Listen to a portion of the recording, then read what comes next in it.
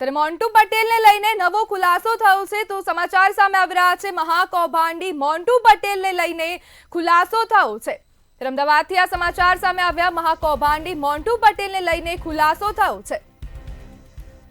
મોન્ટુ પટેલે પોતાના મિત્રોને હોદ્દાઓ આપ્યા હતા। ત્યારે મોન્ટુ પટેલને લઈને આ સમાચાર સામે આવી રહ્યા છે। ભરત પટેલને ગુજરાત ફાર્માસ્યુટિકલની કમાન આપી હતી।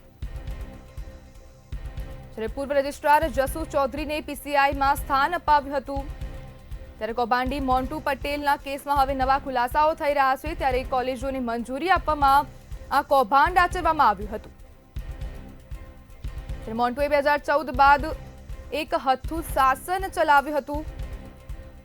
મોન્ટુએ પોતાના જ સાગરીતોને હંમેશા સાથે રાખ્યા હતા અને તેના સાગરીતોને અલગ અલગ હોદ્દાઓ આપ્યા હતા।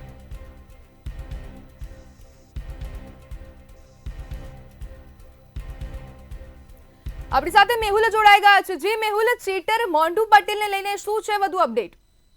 જે પ્રમાણે એક મોટા કૌભાંડની આશંકા અત્યારે જોવા મળી છે। સીબીઆઈ જ્યાં જગ્યા ઉપર દરોડા પાડ્યા છે તે જુંડાલનો મોન્ટુ પટેલ જે પીસીઆઈનો જે અધ્યક્ષ રહેલો છે તેના ઘરે દરોડાની કામગીરી કરવામાં આવી। તેની સામે 2 અલગ અલગ ફરિયાદો નોંધવામાં આવી છે સીબીઆઈ દ્વારા।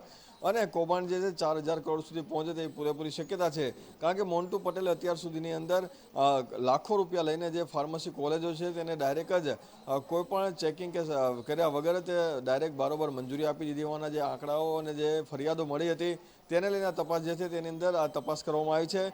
મોન્ટુની ડાયરીઓ તેમજ મોન્ટુની જે ખાનગી વસ્તુઓ છે તેને લઈને પણ એનાલિસિસ કરવામાં આવ્યું છે।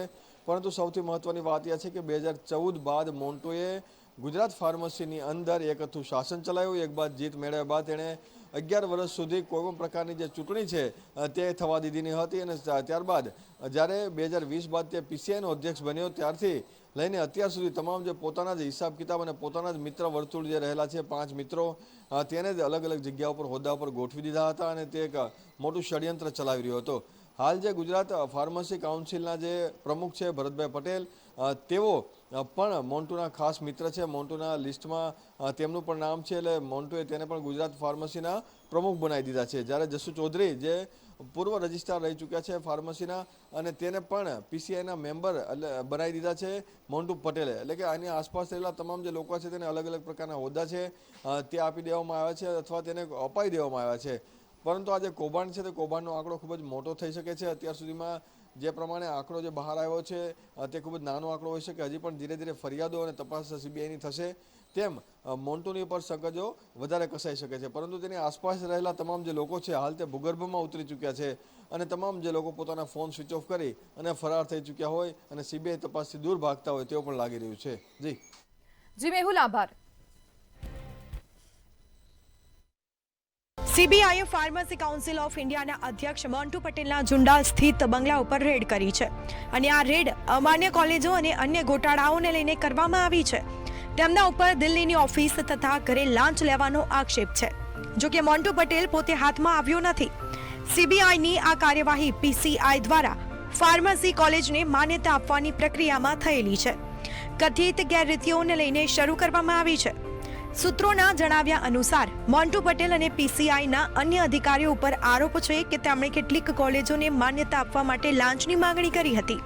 આ મામલે સીબીઆઈએ ગુપ્ત માહિતીના આધારે જુંડાલ ખાતે મોન્ટુ પટેલના બંગલા, દિલ્હીમાં પીસીઆઈની ઓફિસ અને અન્ય સ્થળોએ દરોડા પાડ્યા।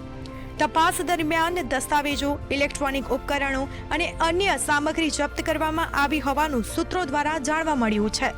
મહારાષ્ટ્રની કોલેજોને આપેલી માન્યતામાં આચરેલી ગેરરીતિની તપાસ થશે। મોન્ટુ પર કોલેજની માન્યતા બદલ લાંચ લેવાનો પણ આક્ષેપ છે। આ કાર્યવાહીને લઈને મહારાષ્ટ્ર સહિતના રાજ્યોમાં કોલેજની માન્યતાઓમાં આચરેલી ગેરરીતિ ઉપર તપાસ કરવામાં આવશે। મોન્ટુ અને તેના સાથીઓ ઉપર અનેક આક્ષેપો છે। મોન્ટુ પટેલ અને તેના સહયોગીઓ ઉપર પીસીઆઈના નકલી ઇનવર્ટ નંબર, બેકડેટ એન્ટ્રીઝ અને જીપીએસસીની ફાઇલોમાં ફેરફાર કરીને પોતાને અને પોતાના સાથીઓને મોટા પદ ઉપર બેસાડવાના આક્ષેપો પણ થઈ ચૂક્યા છે। બ્યુરો રિપોર્ટ, મંતવ્ય ન્યૂઝ।